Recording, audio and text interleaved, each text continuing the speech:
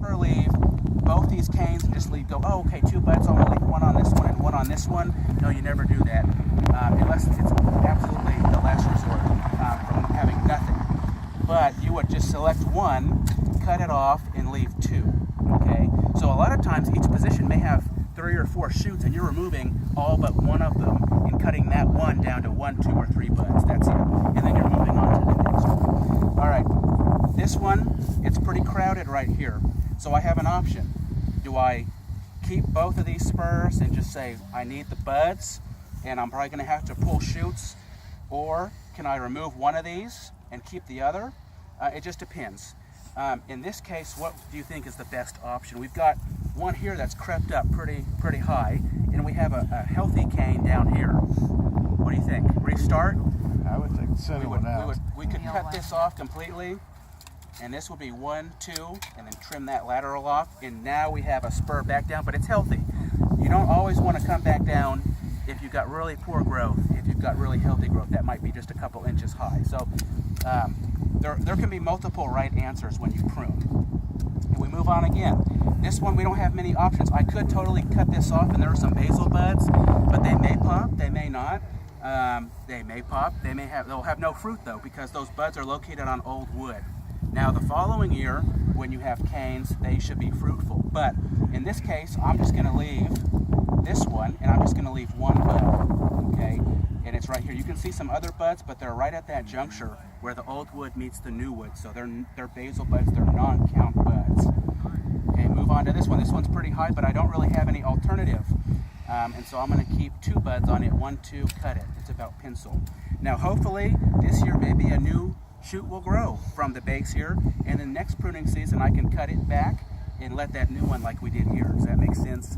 So you're not gonna always get everything done in one swoop. So it takes time to keep things back. And again, creep, don't be afraid of creep. You're getting creep every year because these are growing and you're constantly cutting them down, but it's when you're growing by 4 inches a year of this spur. That's when we start getting nervous, okay?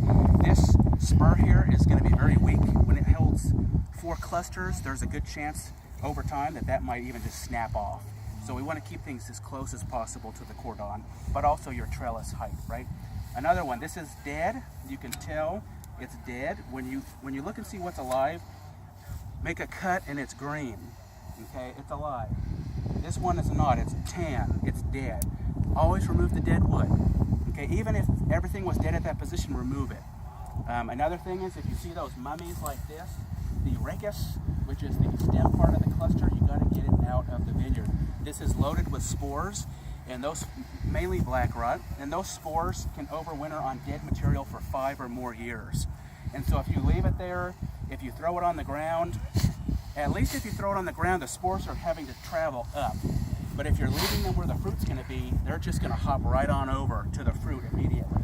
But the best thing to do is to bring these, throw them in a bucket, and then take them out of the vineyard and burn them. But at least throw them on the ground, but definitely, if you can, get them out of the vineyard.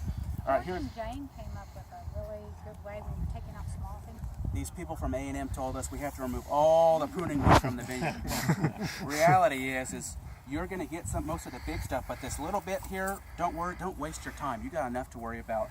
But the big stuff, if we can get most of the dead wood out, or the pruning wood, that's going to lower our initial disease pressure for next year. This one, we're going to do 2 buds. This one we'll prune down, all right, 1 bud. This one's a little bit bigger than pencil. I'm going to leave 3. 1, 2, 3. Can you extend that though because of the dead space? Sure. Well, yeah. Let's look at that. So this is a good example here. We could have at least 2 spurs filling this, and like Justin said, that's dollars wasted that are not producing. Perhaps this season, these buds here, these latent buds may pop and become new spurs, but most likely they won't. So what you can do is you can lay something like this down. Hear the cracking, but it's fine. You can lay this down as kind of a cordon, what's the word I'm looking for? Cane. Well, it's a cane, but it'll become a short cordon just to fill in this spot. If you notice there's a lot of blank spots, you can just go ahead and cut this off during when you're pruning and lay something down to fill in the whole thing. But again, the rule is no more than 18 inches at a time.